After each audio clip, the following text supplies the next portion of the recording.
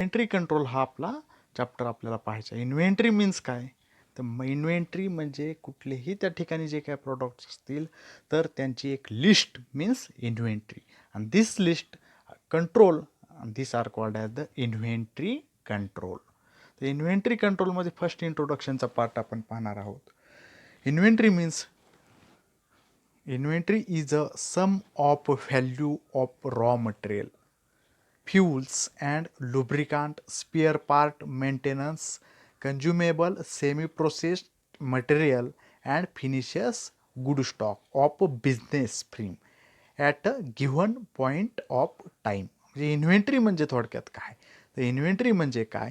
तर जे काही प्रोडक्ट असतील त्या ठिकाणी जे काही लुब्रिकांट असतील, जे काही फ्युल्स असतील, जे काही रॉ मटेरियल असेल त्यांची एक यादी असणे, त्यांची एक लिस्ट असणं म्हणजे inventory. Inventory is a sum of value. काय? तर त्या ठिकाणी त्याची जी काही व्हॅल्यू असेल ती inventory is sum of value of raw material, fuels, lubricant, spare part, maintenance, consumable, semi-processable material and finishes goods stock of business at a given point of time. These are called as the inventory. Inventory means जे काही त्या ठिकाणी product असणार आहेत त्यांची एक value असणार आहे. मग कुठले कुठले प्रोडक्ट इंडस्ट्रीमध्ये असणार आहेत? तर फर्स्ट रॉ मटेरियल इंडस्ट्रीमध्ये असणार आहे, फ्युल्स असणार आहे, लुब्रिकांट असणार आहे, वेगवेगळे स्पेअर पार्ट असणार आहेत, त्यानंतर मेंटेनन्सचे वेगवेगळे इन्स्ट्रुमेंट असणार आहेत, कन्झ्युमेबल असणार आहेत, सेमी प्रोसेबल मटेरियल असणार आहे किंवा फिनिशस गुड स्टॉक्स असणार आहे. आणि त्यांची जी काय व्हॅल्यू असणार आहे ती कशामध्ये असणार आहे? इन्व्हेंटरीमध्ये असणार आहे. And of the business premises of given point of a time. And this are called as the inventory. इन्व्हेंटरीची डेफिनेशन लक्षात ठेवायची. Inventory is a sum of value of raw material, fuels, lubricant, spare part, maintenance, consumable, semi-processed material and finishes good stock of business firm at any given point of type and these are called as a inventory. आणि आपलं chapter काय आहे? Inventory control. मग ही inventory कशा पद्धतीनं handle केली जाते, control केली जाते हे आपल्याला या चॅप्टरमध्ये पाहायचं आहे. तर इन्व्हेंटरीमध्ये सुरुवातीला काय काय असणार आहे हे लक्षात ठेवायचे. रॉ मटेरियल इन्व्हेंटरीमध्ये असणारे, फ्युल्स त्या ठिकाणी इन्व्हेंटरीमध्ये असणारे, लुब्रिकांट त्या ठिकाणी इन्व्हेंटरीमध्ये असणारे, त्यानंतर स्पेअर पार्ट वेगवेगळे इन्व्हेंटरीमध्ये असणार आहेत, कन्झ्युमेबल, सेमी प्रोसेस्ड प्रोडक्ट आणि फिनिशेस प्रोडक्ट हे इन्व्हेंटरीमध्ये असणार आहेत. त्यानंतर इन्व्हेंटरीमध्ये आपल्याला पाहायचे तर फंक्शन काय असणार आहेत इन्व्हेंटरी कंट्रोलचे. वेगवेगळे फंक्शन त्या ठिकाणी आपण आता स्टडी करणार आहोत. तर first function of inventory control is to keep the inventory as a low as possible. म्हणजे त्या ठिकाणी जी काय इन्व्हेंटरी कंट्रोल असेल ती ज्या ठिकाणी लो मटेरियल असेल त्या ठिकाणी जास्तीत जास्त पॉसिबल होऊ शकते. Keep of inventory as a low as possible. म्हणजे इन्व्हेंटरी कंट्रोल ही कमीत कमी त्या ठिकाणी पॉसिबल होऊ शकते. दुसरं, minimize the out of stock is dangerous. त्या ठिकाणी जो काही आउट ऑफ स्टॉक असेल, तो काही जास्त त्या ठिकाणी स्टॉक असेल एखाद्या बिझनेसमध्ये, तो कमीत कमी कसा करता येईल यासाठी त्या ठिकाणी इन्व्हेंटरी कंट्रोल वर्क करते, फंक्शन करते. थर्ड आहे त्या ठिकाणी to maintain the sufficient stock of business product. म्हणजे जो काही सफिशियंट स्टॉक त्या ठिकाणी अवेलेबल असणार आहे तो मेंटेन ठेवण्याचं काम त्या ठिकाणी इन्व्हेंटरी कंट्रोल करते. त्यानंतर मेंटेन द प्रॉपर रेकॉर्ड. त्या ठिकाणी जे काय इन्व्हेंटरीशी रिलेटेड रेकॉर्ड असेल, इंडस्ट्रीमध्ये असेल, बिझनेसमध्ये असेल, तर ते रेकॉर्ड मेंटेन ठेवल्या जाते इन्व्हेंटरी कंट्रोलद्वारे. त्यानंतर दे are the forecast of the market and economic condition. त्या ठिकाणी जी काही मार्केट असेल, जे काही मार्केटची इकॉनॉमिकल कंडिशन असेल, तर ती कंडिशन त्या ठिकाणी स्टडी होते कशामध्ये? इन्व्हेंटरी कंट्रोलमध्ये. म्हणजे इन्व्हेंटरी कंट्रोलचं ते एक फंक्शन असेल. काय? The forecast market and the economics condition. First काय लक्षात ठेवायचं? The function of inventory control, first function is the inventory as low as possible. त्या ठिकाणी कमी प्रमाणात ते पॉसिबल असणार आहे. सेकंड इज ते जो काय आउट ऑफ स्टॉक असणार आहे तो मिनिमाइज करते. म्हणजेच काय? Minimise the out of stock. Third आहे maintain the sufficient stock of the finishes product.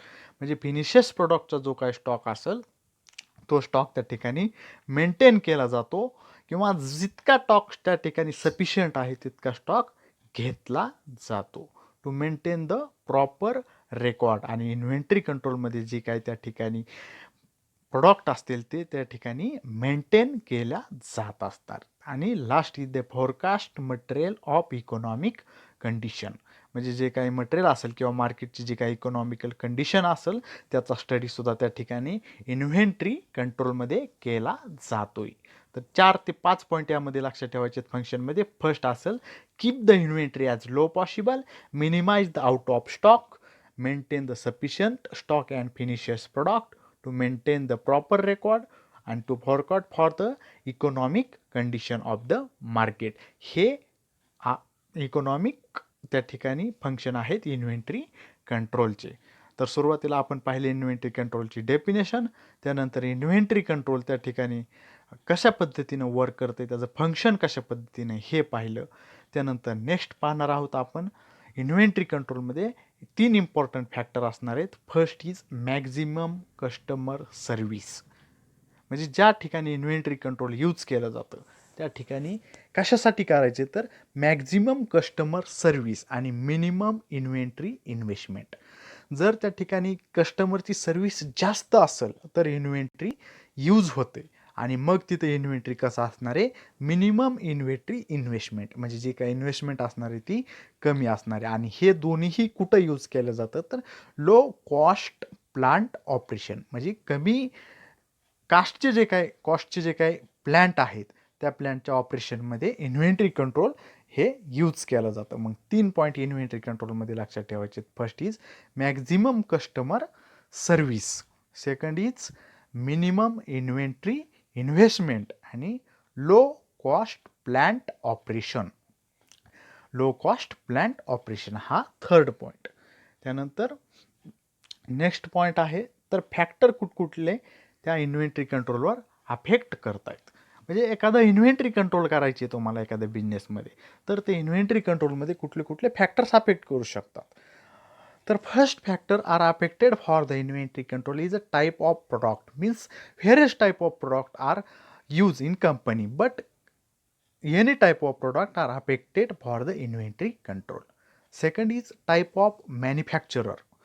म्हणजे मॅन्युफॅक्चरर त्या ठिकाणी कशा पद्धतीने होते ते सुद्धा इन्व्हेंटरी कंट्रोलवर अफेक्ट होते. आणि last is volume of the production. Production volume कसं आहे लार्ज आहे स्मॉल आहे हे सुद्धा त्या ठिकाणी इन्व्हेंटरी कंट्रोलवर अफेक्ट होतं आहे, त्याच्यावर इफेक्ट करते. 3 पॉईंट असणार त्याच्यामध्ये. फर्स्ट असणार आहे type of the product, second is type of manufacture, third is volume of the production. आतापर्यंत आपण 3 पॉईंट पाहिले. सुरुवातीला इन्व्हेंटरीची डेफिनेशन पाहिली. इन्व्हेंटरीची डेफिनेशनमध्ये काय inventory is a sum of the volume. कशाची व्हॅल्यूम तर raw material, fuels, lubricant, spare part, maintenance, consumable, semi processable material, finisher stock of the business at given time. त्यानंतर पाहिलं त्याचे फंक्शन.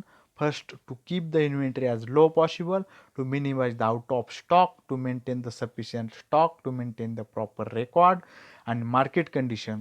त्यानंतर 3 महत्त्वाचे पॉईंट पाहिले तर मॅक्झिमम कस्टमर सर्व्हिस असण्यासाठी इन्व्हेंटरी कंट्रोल घ्यायचं आहे, मिनिमम इन्व्हेंटरी इन्व्हेस्टमेंट पाहिजे आणि लो कॉस्ट प्लांट ऑपरेशन. आणि त्याच्यानंतर 3 फॅक्टर पाहिले. This factors are affecting the inventory control. First is type of product, second is type of manufacturer, third is volume of the production. तर next पाहिजे आपल्याला techniques of the inventory control. तर inventory कंट्रोलच्या काही techniques दिलेल्या आहेत. या पूर्ण टेक्निक्स आपल्याला नाही तर आपल्याला फक्त 6 टेक्निक्स या चॅप्टरमध्ये स्टडी करायच्या. तर first techniques of the inventory control आहे ABC ॲनालिसिस, सेकंड आहे इकॉनॉमिक ऑर्डर क्वांटिटी, त्यानंतर परपेच्युअल inventory quantity, review slow and non moving forms किंवा मटेरियल, त्यानंतर सेटलिंग ऑफ द प्रोडक्ट, त्यानंतर यूज ऑफ मटेरियल बजेटिंग आणि त्यानंतर स्क्रॅप अँड स्क्रबल्स ही एक method आहेत. ह्या मेथड पुढच्या इमेजमध्ये पूर्णपणे दिलेल्या आहेत. तर ह्या टेक्निक्स इन्व्हेंटरी कंट्रोलमध्ये आपल्याला स्टडी करायच्यात. नेक्स्टमध्ये पाहू आपण. तर first technique of the inventory control कुठली आहे ABC method of inventory control. म्हणजे ABC मेथडनी त्या ठिकाणी असणारी इन्व्हेंटरी कशा पद्धतीनं कंट्रोल केले जाते हे आपल्याला पाहायचं आहे. त्यानंतर सेकंड त्यामध्ये मेथड आपल्याला स्टडी करायची वेद ॲनालिसिस. वेद ॲनालिसिस मेथडमध्ये इन्व्हेंटरी कंट्रोलचा स्टडी, इन्व्हेंटरी कंट्रोल कशा पद्धतीनं केलं जातं हे पाहायचं आहे. थर्ड त्या ठिकाणी टाईप असणारे परपेच्युअल inventory control system. परपेच्युअल inventory control system. त्यानंतर स्टॉक लेवल, जो काय त्या ठिकाणी इन्व्हेंटरीमध्ये स्टॉक असणार आहे तर त्या स्टॉकची लेवल. त्यानंतर लीड टाईम आणि लास्ट आहे त्या ठिकाणी इकॉनॉमिक ऑर्डर क्वांटिटी. तर या ठिकाणी या 6 मेथडचा आपल्याला स्टडी करायचे. तर फर्स्ट त्या ठिकाणी इम्पॉर्टंट मेथड असणार आहे ABC method of inventory control. Second काय आहे वेद ॲनालिसिस. थर्ड काय आहे परपेच्युअल इन्व्हेंटरी कंट्रोल सिस्टीम. त्यानंतर काय आहे स्टॉक लेवल, लीड टाईम आणि last method is economic order quantity. या मेथड आपल्याला इन्व्हेंटरी कंट्रोलमध्ये पूर्णपणे स्टडी करायच्यात. तर फर्स्ट आपली त्या ठिकाणी मेथड आहे ABC analysis. ABC analysis means काय हे पाहायचे आपल्याला फर्स्ट. इन दिस टेक्निक्स, म्हणजे ही जी काय टेक्निक आहे, in this techniques a material are divided into 3 group. कुठली टेक्निक पाहतोय आपण ABC ॲनालिसिस. कशाची टेक्निक आहे तर इन्व्हेंटरी कंट्रोलची. या टेक्निकमध्ये काय सांगितलेलं आहे in this techniques the material are divided into 3 group. म्हणजे या ABC ॲनालिसिसमध्ये जे काय मटेरियल असणार आहे ते मटेरियल 3 ग्रुपमध्ये डिवाईड केलेलं आहे. तर फर्स्ट आहे त्या ठिकाणी A, सेकंड आहे B आणि थर्ड आहे C. ABC according to the cost of material and money value.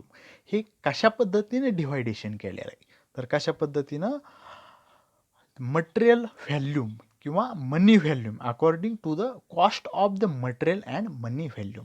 मग त्या ठिकाणी असलेल्या मटेरियलची कॉस्ट आणि त्या ठिकाणी असणारी मनी त्याची व्हॅल्यूम यानुसार त्या ठिकाणी ABC ॲनालिसिसमध्ये 3 ग्रुपमध्ये डिव्हाइड केलेलं आहे. ABC groups. First is A item.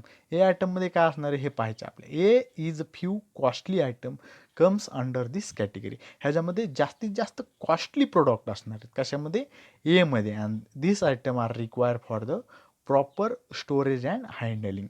त्याची स्टोरेज आणि हँडलिंग ही प्रॉपर व्हायला हवी कारण ते कसे असणार आहेत कॉस्टली.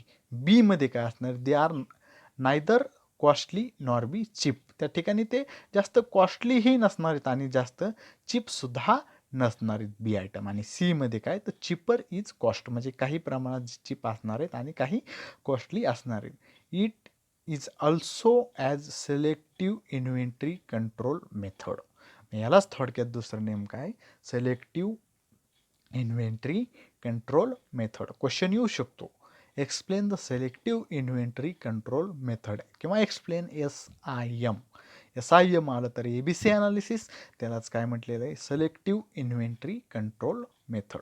तर लक्षात काय ठेवणार ABC ॲनालिसिसमध्ये सर्वप्रथम it is the techniques this material is divided into 3 group. त्यानंतर 3 ग्रुप कुठले कुठले A, B आणि C according to the cost of material and money volume. A आयटममध्ये काय लक्षात ठेवणार a fewer and costly items come under this category and this items is require for proper storage and handling. Overstock is avoided.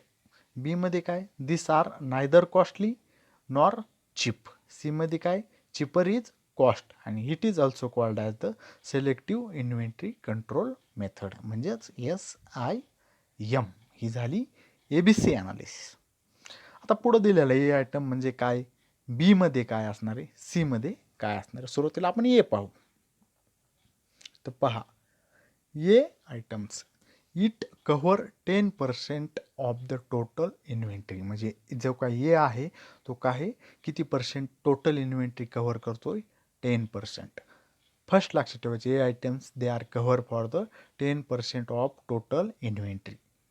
It consume about the 70% total budget. म्हणजे ह्याच्यामध्ये जास्त budget असणार आहे किती 70%. 70% of the total budget it require very strict control.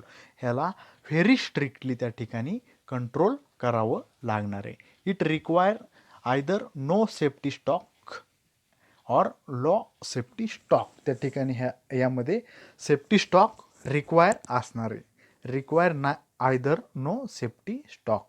It needs to the maximum follow-up. जास्तीत जास्त ह्याचा सतत फॉलोअप घेण्याची गरज असणार आहे. It must be handle by the senior officer. आणि हे हँडल कोण करणार आहे त्या ठिकाणी? The senior officer. मग या आयटममध्ये लक्षात काय ठेवणार? पहिल्यांदा it cover 10% of the total inventory. It consume the 70% of the budget. 10% inventory cover करतं आहे, 70% त्याचं बजेट असणार आहे. It is require very strict control. हे व्हेरी स्ट्रिक्टली कंट्रोल करायची गरज आहे. If require no safety stock किंवा लो सेफ्टी स्टॉक. ह्याच्यामध्ये सेफ्टी स्टॉक किंवा लो सेफ्टी स्टॉक त्या ठिकाणी रिक्वायर नाही. त्यानंतर it needs the maximum follow up आणि it must be handle by the senior officer. हे हँडल कोण करणार आहे? तर सिनियर ऑफिसर. त्यानंतर B items. It cover 20% of the total inventory. याच्यामध्ये कव्हर किती होते? तर 20% ऑफ टोटल इन्व्हेंटरी. एमध्ये किती होतं? 10%. It consume about the 20% of the total budget. ह्याचं बजेट किती असणार आहे? 20%. आणि 20%चं इन्व्हेंटरी हे कव्हर करणार आहे. It require for the moderate control. It require for the low safety stock. म्हणजे ह्याच्यामध्ये लो सेफ्टी स्टॉक असणार आहे. It needs for the periodic follow up. ह्याचासुद्धा सारखं सातत्याने फॉलोअप घेतला पाहिजे किंवा घेतात. त्यानंतर it can handle by the middle management. ह्या बी आयटम हे कोण हँडल करणार आहे या ठिकाणी? तर मिडल मॅनेजमेंट. आणि ए आयटम कोण हँडल करतोय? Senior officer. हा डिफरन्स आहे त्याच्यामधला. And it handle for the middle management. त्यानंतर सी आयटम्समध्ये it cover the 70% of total inventory. C आयटममध्ये किती पर्सेंट कव्हर करते टोटल इन्व्हेंटरी? 70% टोटल इन्व्हेंटरी त्या ठिकाणी कव्हर करते. म्हणजे जी काय पूर्ण इन्व्हेंटरी असेल ती या ठिकाणी 70% of the total inventory cover for the C items. And they are the consumable for 10% of the total budget. ह्याचं बजेट किती असणार आहे? Totally 10%. It require for the loose control. म्हणजे ह्याच्यावर जो काय कंट्रोल असणार आहे 70% असल्यामुळे, जास्त प्रमाण असल्यामुळे जास्त कंट्रोल नसणार आहे. Is require for the loose control. It require high safety stock. ह्यामध्ये हाय सेफ्टी स्टॉक त्या ठिकाणी रिक्वायर असणार आहे. Needs for the close follow up. त्यामध्ये क्लोज फॉलोअप घेणं गरजेचं. It can be handle by the any official of the management. म्हणजे official मॅनेजमेंटमधला कोणीही ऑफिशियल त्या ठिकाणी हँडल करू शकतो. हे 3 आहेत: ए आयटम, बी आयटम आणि सी आयटम. एमध्ये काय लक्षात ठेवणार? दे are cover the 10% of the total inventory. बीमध्ये 20% इन्व्हेंटरी आणि सीमध्ये 70% इन्व्हेंटरी. Total inventory 100%. त्यानंतर एमध्ये टोटल बजेट किती? 70%. बीमध्ये किती असणार आहे? 20% आणि सीमध्ये 10%. नंतर is require very strictly control. Costly असल्यामुळे व्हेरी स्ट्रिक्टली कंट्रोल करावं लागणार आहे. It consume about the 20% of total budget आणि it consume about the 10% of total budget. Is require very strictly control. Is require moderate आणि is require loosely control. Is require to number of safety stock आणि is require to the safety stock. Is require high safety stock. Is maximum follow up, periodic follow up आणि needs for the close follow up. आणि last point काय? Must be handle कोण? Senior officer, middle management and official. कोणीही त्या मॅनेजमेंटमधला official C item handle करू शकतो. त्याच्यानंतर त्याचे ॲडव्हान्टेज पाहिजेत आपल्याला ए बी सी ॲनालिसिसचे. तर फर्स्ट ॲडव्हान्टेज आहे त्या ठिकाणी इन्व्हेस्टमेंट रेग्युलेशन. म्हणजे जी काही इन्व्हेस्टमेंट करताय तुम्ही ती सतत करता, रेग्युलेट करता, सातत्याने करता. म्हणजे फर्स्ट ॲडव्हान्टेज काय? Investment regulation. Second is funds utilization. जास्तीत जास्त फंड्स त्या ठिकाणी उपलब्ध होत आहेत. त्यानंतर कंट्रोल ऑन कॉस्टली आयटम. जे काही कॉस्टली आयटम असणार आहेत, जास्त किमतीचे त्या ठिकाणी प्रोडक्ट असणार आहेत, तर त्यावर सुद्धा एक कंट्रोल बसू शकतो. Safety stock and maintenance for the C category and maintenance of the high stock turnover rate. जे काय हाय स्टॉक टर्नओव्हर रेट असेल, जास्त टर्नओव्हर असेल, तर तो सुद्धा या ठिकाणी इन्व्हेंटरी कंट्रोलच्या माध्यमामधून मेंटेन केला जातो, हँडल केला जातो. मग ॲडव्हान्टेजमध्ये काय, फर्स्ट ॲडव्हान्टेज लक्षात ठेवणार, investment regulation, second is funds utilization, third is control on the costly item, त्यानंतर safety stock maintenance of the C category and maintenance of the high stock turnover rate, हे त्याचे advantage असणार आहेत. त्याच्यानंतर त्याच्या पुढं गेल्यानंतर ABC ॲनालिसिस म्हणजे काय सांगितले त्यांनी, always better control. ABC analysis म्हणजे थोडक्यात काय, तर जास्तीत जास्त पद्धतीनं इन्व्हेंटरी कंट्रोल केल्या जाते, त्याला काय म्हटलेलं आहे, ABC analysis, always better control analysis.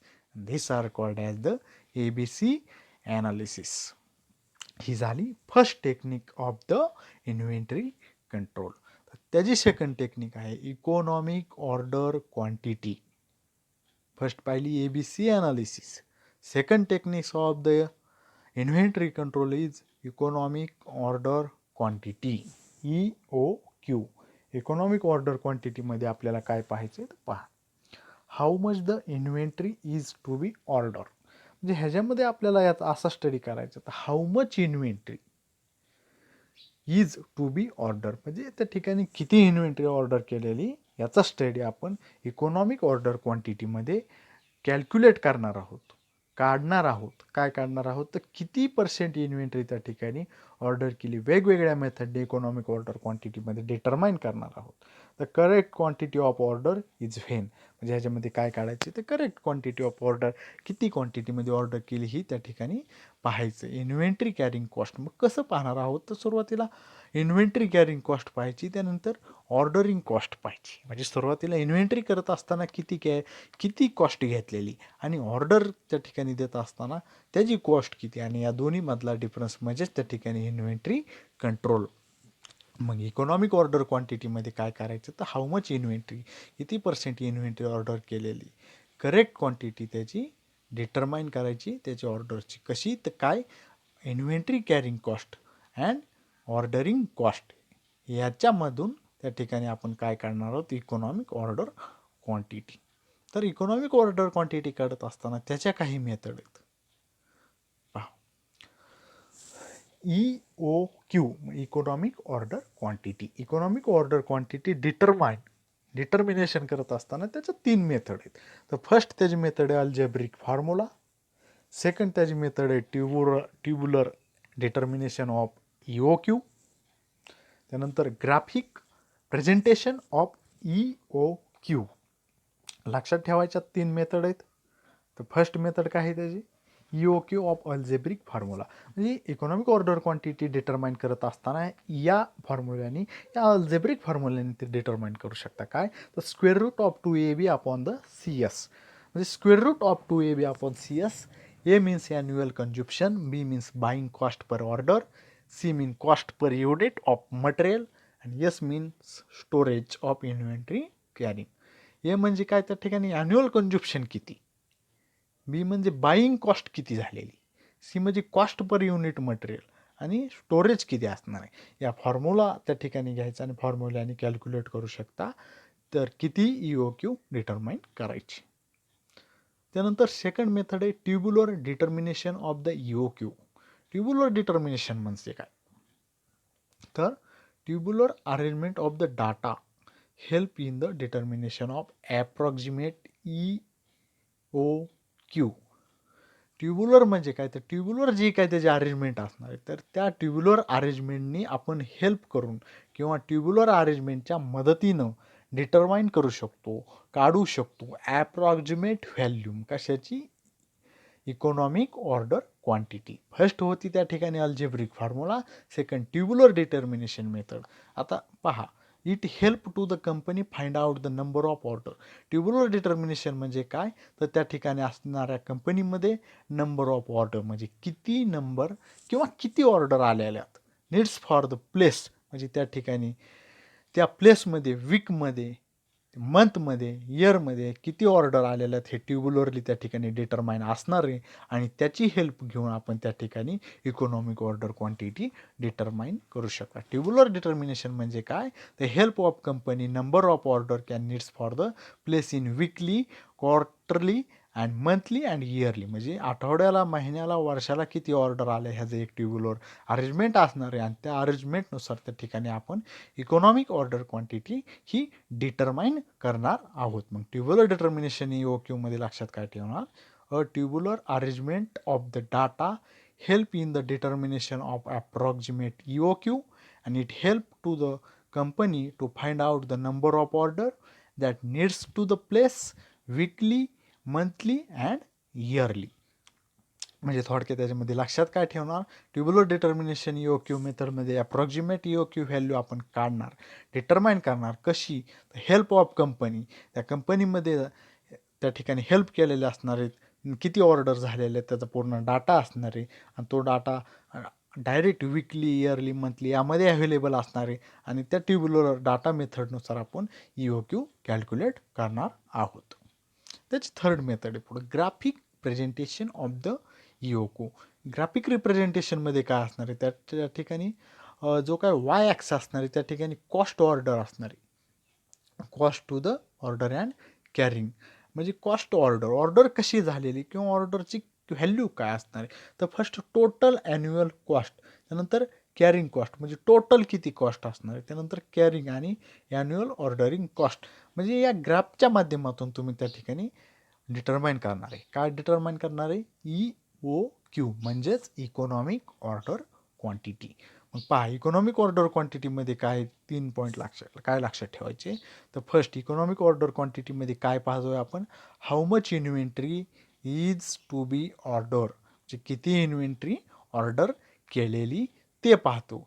त्यानंतर correct quantity of the order, त्या ऑर्डरची करेक्ट क्वांटिटी यामध्ये डिटरमाइन करतो. कशी? तर इन्व्हेंटरी कॉस्ट किती आणि ऑर्डरिंग कॉस्ट कशी. इन्व्हेंटरी कॉस्ट आणि ऑर्डर कॉस्ट यांच्यामधला जो काही डिफरन्स असेल त्याला म्हणतो आपण इकॉनॉमिक ऑर्डर क्वांटिटी. त्याच्या 3 मेथड पाहिल्या. First method EOQ determination by the algebraic formula square root of 2AB upon CS. Next is tabular determination of EOQ. Tabular अरेंजमेंटमध्ये काय पाहिलं आपण? तर त्याच्यामध्ये data help to the determination of approximate EOQ. त्यानंतर help to the company number of order. Next to the place weekly, monthly and yearly. त्याच्या पुढे गेल्यानंतर पाहिलं ग्राफिक रिप्रेझेंटेशन ऑफ EOQ. त्यामध्ये ग्राफिक रिप्रेझेंटेशन EOQ डिटरमाइन केल्या जातं. त्याच्या पुढची थर्ड मेथड असं आपली परप्युच्युअल इन्व्हेंटरी सिस्टीम. फर्स्ट होती ABC अनालिसिस, सेकंड होती EOQ economic order quantity, third आहे परप्युच्युअल इन्व्हेंटरी सिस्टीम.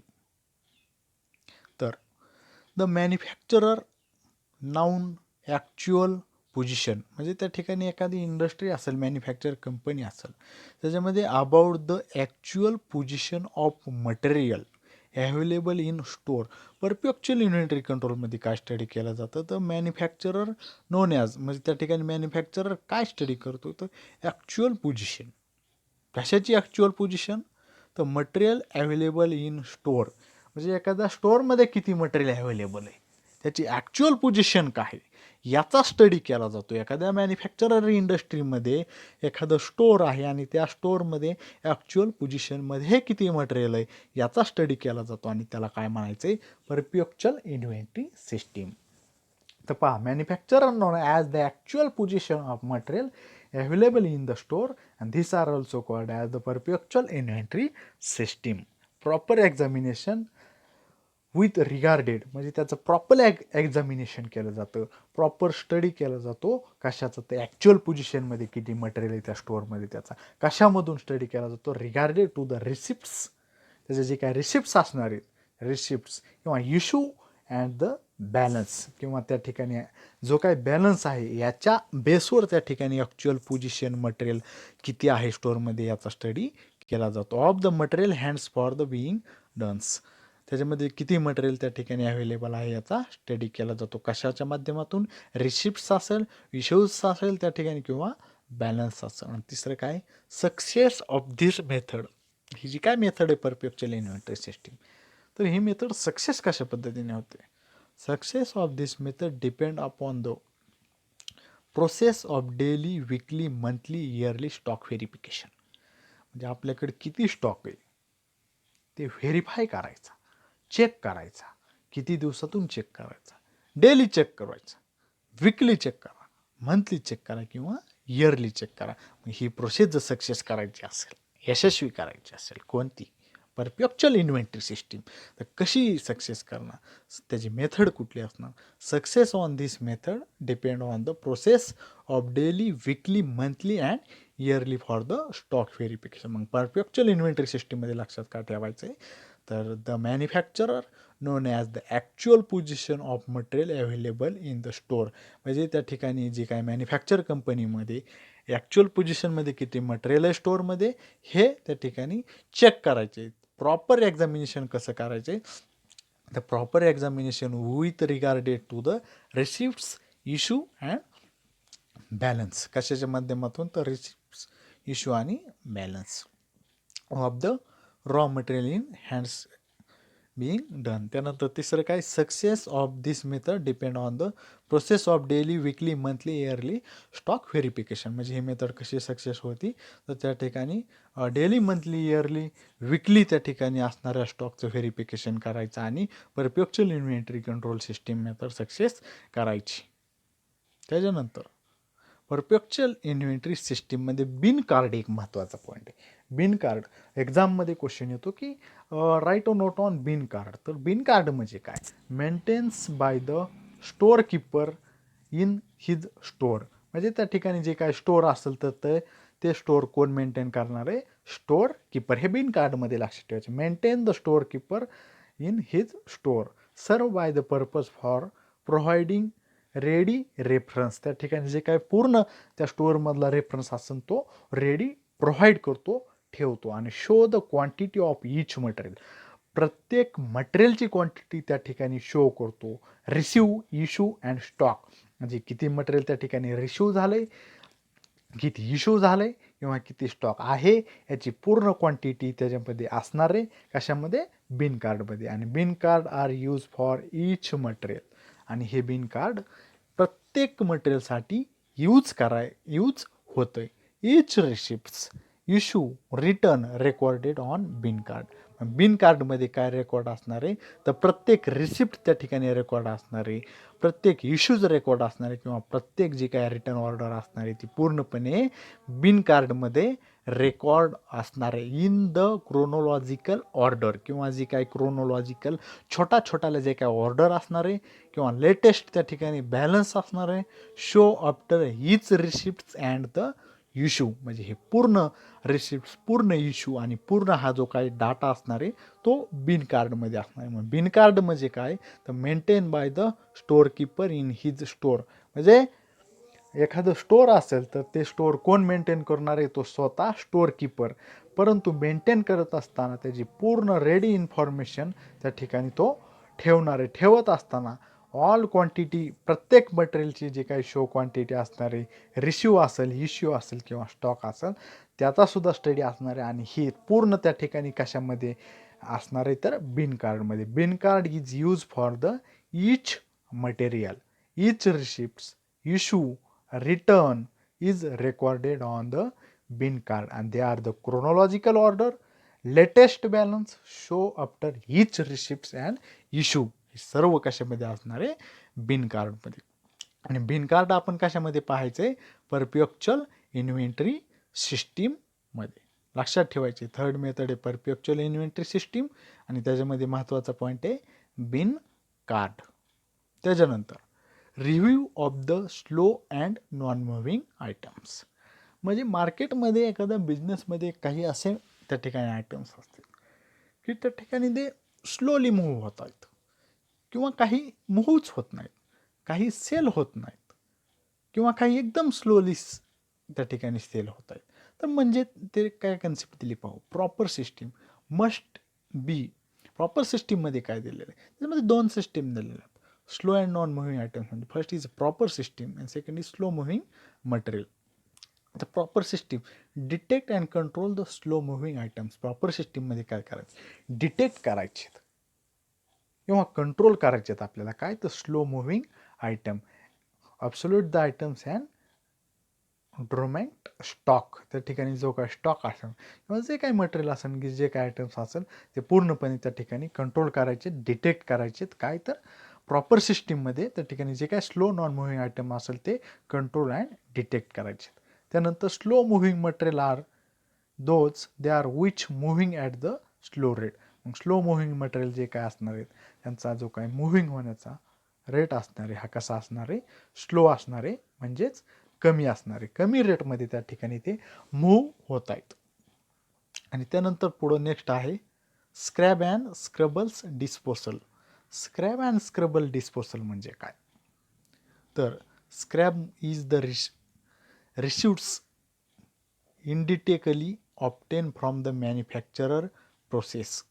स्क्रॅब्स म्हणजे काय, स्क्रॅब्स हे असं रिसिट्स असणार आहे त्या ठिकाणी की मॅन्युफॅक्चरिंग प्रोसेस चालू असणार आहे आणि मॅन्युफॅक्चरिंग प्रोसेसमध्ये काही मटेरियल त्या ठिकाणी यूज न होता it is usually small volume, त्याची स्मॉल व्हॅल्यू त्या ठिकाणी यूज होते आणि इज रिकव्हरेबल विदाऊट फर्दर प्रोसेसिंग.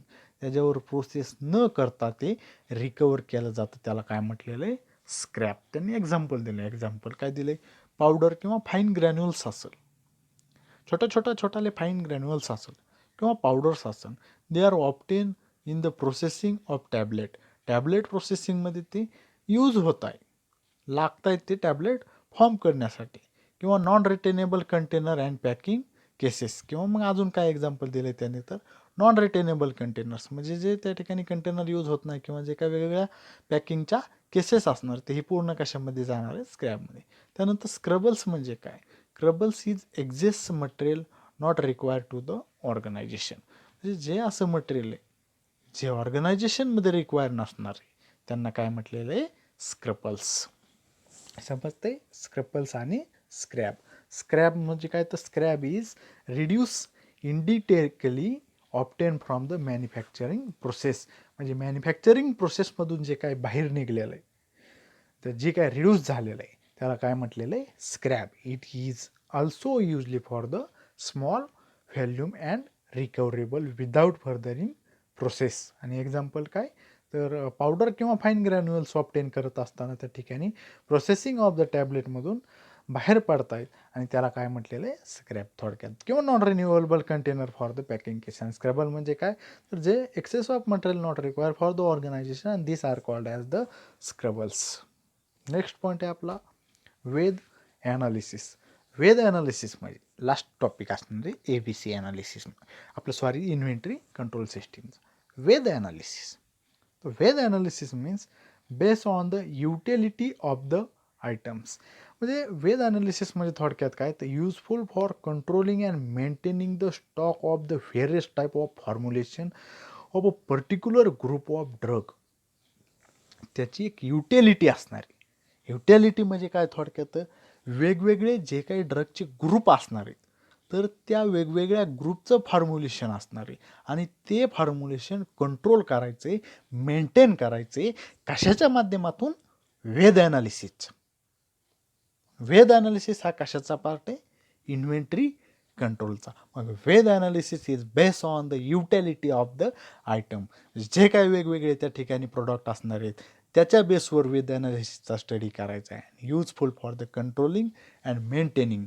कशासाठी हे युजफुल होते वेद ॲनालिसिस, तर कंट्रोल करण्यासाठी, मेंटेन करण्यासाठी. काय, तर stock of the various formulation, वेगवेगळ्या फॉर्म्युलेशनचा स्टॉक किंवा particular groups of the drug, किंवा जे काही वेगवेगळे पर्टिक्युलर ग्रुपचे ड्रग असतील तर ते त्या ठिकाणी मेंटेन्स करण्यासाठी, कंट्रोल करण्यासाठी वेद ॲनालिसिसची हेल्प होते. वेद म्हणजे काय, त्या ठिकाणी दिलेले व्हायटल, डिझायरेबल अँड इसेन्शियल हे 3 ग्रुप असणार आहेत.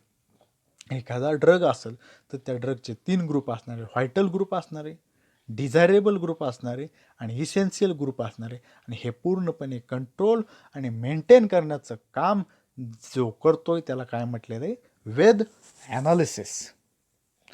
पहा, वेद ॲनालिसिसचं अजून दिलेलं आहे. वेद ॲनालिसिस म्हणजे वेद म्हणजे काय, वेद म्हणजे first is vital, second is essential आणि third is desirable, vital, essential, desirable, and these are the meanings of the Ved analysis. It is the based on the importance of the item and the effect. म्हणजे ह्याच्यामध्ये कशाच्या बेसवर चालणार आहे तर they are importance of वेगवेगळे जे काही इम्पॉर्टन्स त्या ठिकाणी आयटम्स असणार आहेत किंवा वेगवेगळे जे काही इफेक्ट असणार आहे याचा स्टडी वेद ॲनालिसिसमध्ये केला जातो. आता फर्स्ट दिलेलं आहे त्या ठिकाणी व्हायटल ड्रग म्हणजे काय नेमकं, इसेन्शियल म्हणजे काय नेमकं, किंवा डिझायरेबल म्हणजे काय याचा स्टडी करायचा.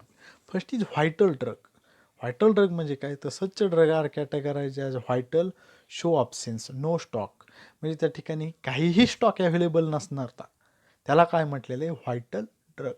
म्हणजे असे ड्रग कॅटेगराइज ॲज व्हायटल, त्याची कॅटेगरी व्हायटल असणार परंतु ॲब्सेन्स असणारे पूर्णपणे ते drug cannot be tolerated even the single day, म्हणजे फक्त एका दिवसासाठी त्या ठिकाणी टॉलरन्स होणार आहे. Means there are the absence of work of hospital किंवा वार्ड किंवा patient care for the standing, त्या ठिकाणी ते ड्रग अवेलेबल नसणार आहेत किंवा फक्त काही काळासाठी ते त्या ठिकाणी प्रेझेंट असणार आहेत, बाकी काळासाठी ते ॲब्सेन्स असणार आहेत आणि त्यांना काय म्हणायचे व्हायटल ड्रग.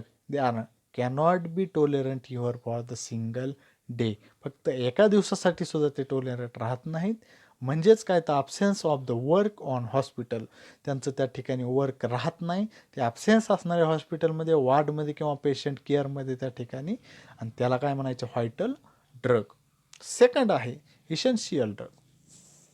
इसेन्शियल ड्रग म्हणजे काय, this are the drug without which are the hospital can function.